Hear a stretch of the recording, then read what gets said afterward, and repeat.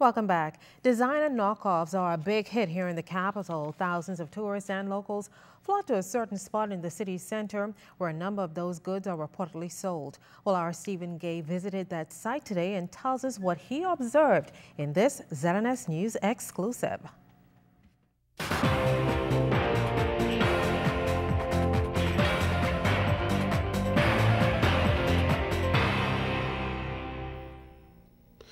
The sale of counterfeit goods is alive and well in downtown Nassau, but this time it's not where one would expect. A ZNS News investigation has not only uncovered several stores dealing specifically in knockoff luxury items, literally a stone's throw away from the Nassau straw market, but an intricate system of solicitation. You see, what happens is that tourists are drawn from and around the straw market by persons connected to a knockoff reseller, allegedly for a commission said to be $5 per item sold. Anything from designer women's handbags to designer watches are sold to tourists who are escorted into the establishment, often after allegedly visiting certain stalls in the market. And they go across the street, and after they done shop, they head to the ship or head to the other stores. They don't ever come back within the straw market. Very rarely, let's say 1 out of 10 customers actually return back after going across the street. Until we have people inside you that actually pull them out and mainly just want to do that, carry them across the street for the counterfeit bags. Okay? I don't think it's fair. We have to pay $35 a week in here. They're just doing the thing free. A lot of the persons that you would see on the corner or in the front of the market standing up, that's all they're doing because that's what they could make their salary up. While on Bay Street, ZNS News spoke with a police official who said that the operator of the store is the holder of a valid business license who, from all appearances, is not violating any laws. In recent years, the government amended laws surrounding the sale of counterfeit goods following the arrest of a group of 9 straw vendors in New York City who were attempting to import counterfeit goods into the Bahamas for resale. However, the operation of this business in the heart of Nassau raises the ultimate question of the legality of the sale of knockoffs in the Bahamas.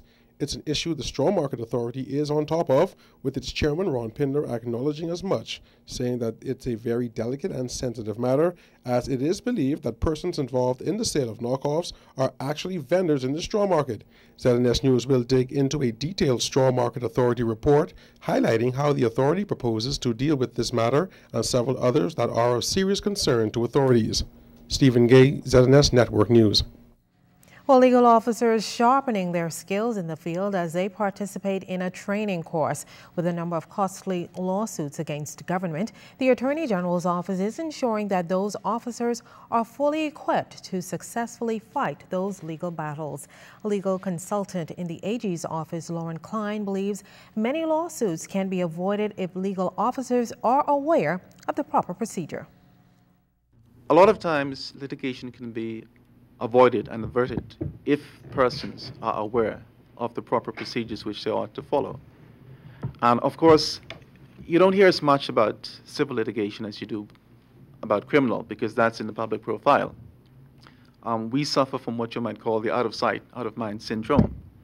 But nonetheless, it's very important because at the end of the day, it can have a tremendous impact on the government's finances. Well, Klein also says a number of seminars will be held to address human rights issue. We've had a lot of issues relating to alleged abuses of constitutional rights, personal injuries resulting from police treatment. And we're doing our very best in conjunction with the law enforcement agencies, the police and the other agencies, defense, customs and immigration, to make sure that the officers employed there are sensitized to these issues. And they themselves, do their very best to ensure that they don't violate fundamental rights and freedoms.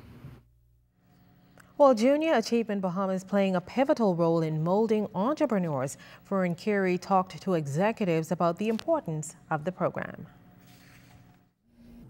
Financial literacy and ethics represents the foundation of the Junior Achievement Program and the core values JA coordinators are hoping to instill in budding student entrepreneurs.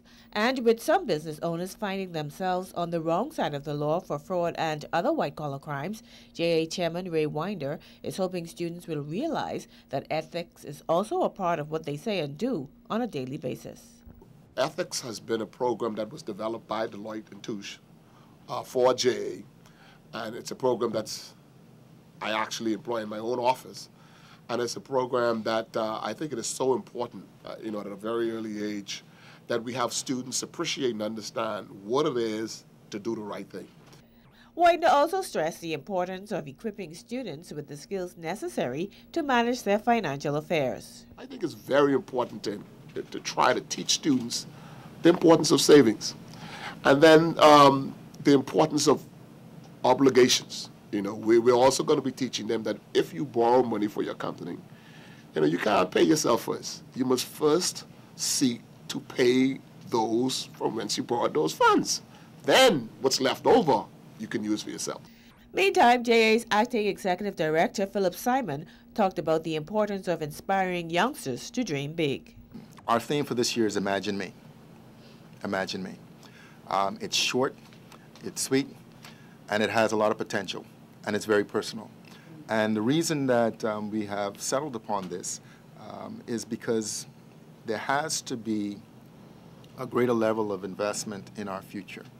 And the future doesn't just begin once you finish high school.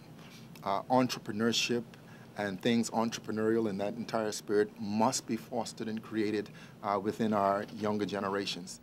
For ZNS News Network, I'm Fern Carey. Well, Aubrey Sales Primary School now has a new computer lab thanks to sponsors the Cable Cares Foundation, Palmdale Vision Center, and the MedNet Group. The facility has 19 state-of-the-art computers, and the students were encouraged to explore the world. On hand for the presentation was Education Minister, the Honorable Jerome Fitzgerald. It's a responsibility on your behalf to learn while you're in school, to listen to your teachers, to study when you go home, to pick up a book and read, and to learn your timetables.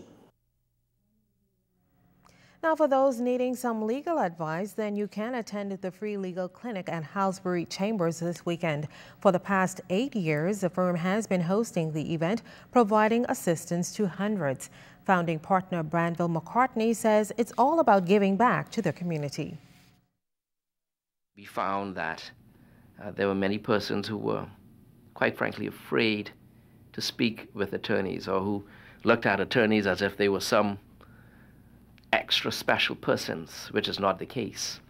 They were intimidated by attorneys. So we started this free legal clinic, and it's really called Information You Need for the Life You Want. That's the theme of it. And the attorneys in the firm are available to give advice. Attorneys will be on hand to provide advice on a wide range of topics, from wills, divorces, and mortgages to labor disputes, personal injury, and immigration applications. You have a wide range of legal-ish topics that can be discussed, but we have certain lawyers who specialize in different areas.